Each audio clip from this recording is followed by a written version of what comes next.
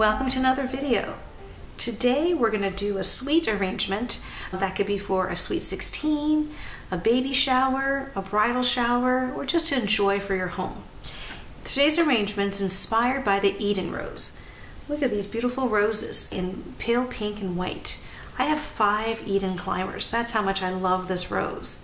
Now the Eden rose is part of the Renaissance or Romantica series developed by the hybridizer Mayland to bring old world charm to French roses, much as David Austin has done for English roses. Let's get started.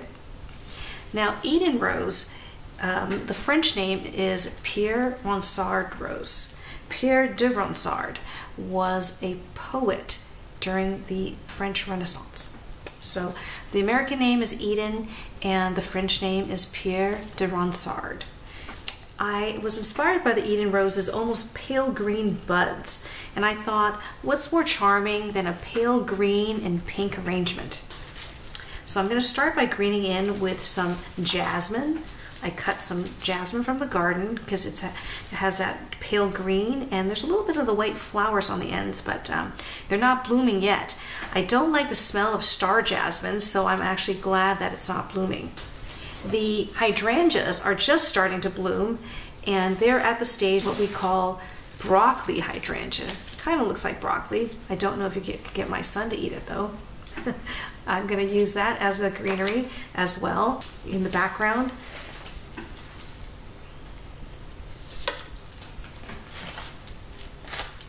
So hydrangeas, especially the broccoli kind with some of the foliage, really is like a greenery that's also a flower, or like an accent flower. It's very neutral and it really does hide the foam really well.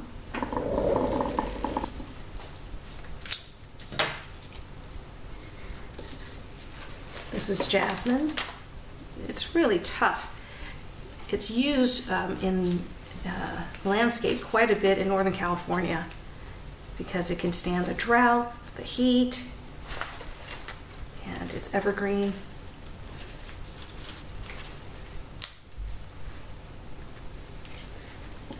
Just putting a little bit of this jasmine on the ends just to have it cascade over the container a little bit.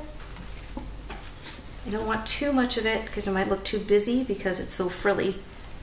Because I have another element that I'm going to show you later. Another kind of frilly element I'm going to use. I'm going to turn around and see if I need more greenery. Maybe I'll put some in later, but let's go ahead and put our roses in. So the roses today I'm going to use mainly are the Eden roses, which come with the side buds and a central flower.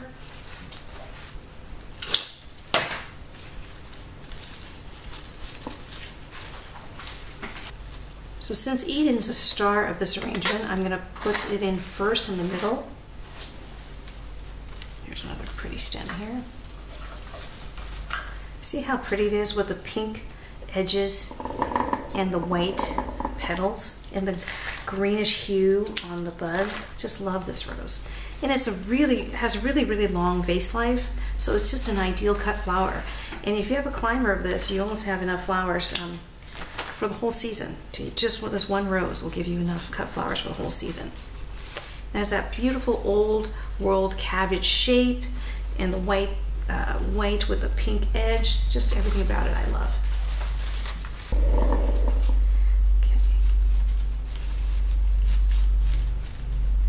I'm going to use some of this Boscobel rose, which is a David Austin rose, named for the house that King Charles II took refuge in during the English Civil War.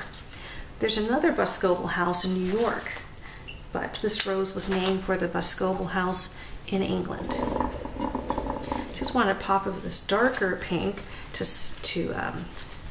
give dimension or depth to our arrangement. Here's another rose I want to show you that I grow. This is an incredible rose. It's a polyanthus rose called the Fawn. I don't know if you can see these perfect rosette shaped old-fashioned roses, but they're kind of small and they come in a big spray like this and upright stems. I have 3 of these plants. I bought these many years ago from Heirloom Roses, and they are tough as nails. They're on a hillside by my creek, It's dry and hot there. It doesn't get much water. And these roses are doing very well. And they don't even need to be deadheaded. And I don't think the Fawn is available anymore commercially. I haven't seen it. But if you ever see it, this is a wonderful addition to the garden. They last really long in the vase, and they're these beautiful sprays of carnation pink roses that last really long and have that charming old-fashioned shape with all these side buds that I always loved. Adding some of the Fawn here and there.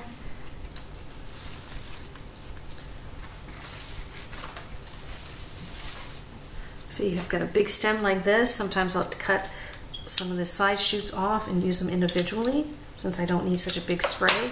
Like this will look nice here, just to open up this arrangement a little bit.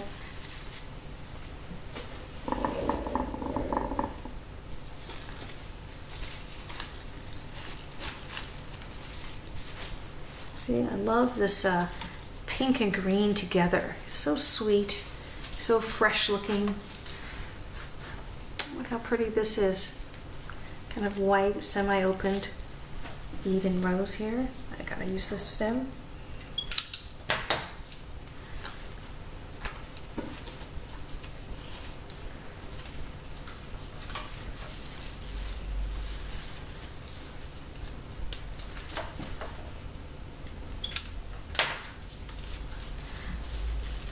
Okay, I'm gonna show you another material that's a beautiful filler flower that's completely neutral since it's green. This is a product called Green Dragon. Look how frilly and pretty that is and wispy. And it lasts a long, long time. And one bunch is, well, you know, you make a lot of arrangements with one bunch because a little goes a long way with this. So I'm gonna add a little bit of this pale green dragon in here to add a little wispiness to the design. Not too much because I don't want to have too many spiky things coming out of it, but a little bit here and there. It's very soft and frilly and romantic, just the way I want this arrangement to look.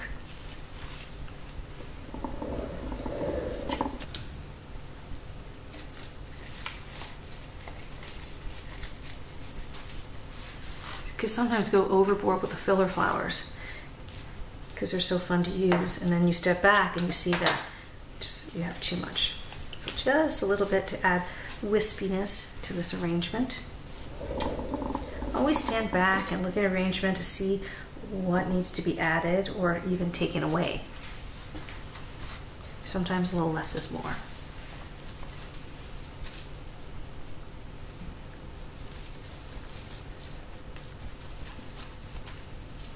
I think we're almost done. Okay, I feel like this needs a little something here. I'll add another sprig of the Fawn.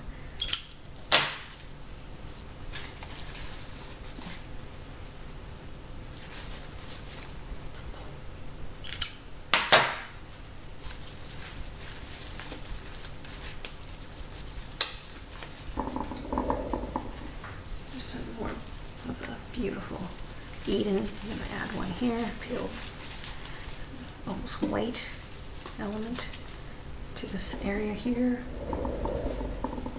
And I think we're done.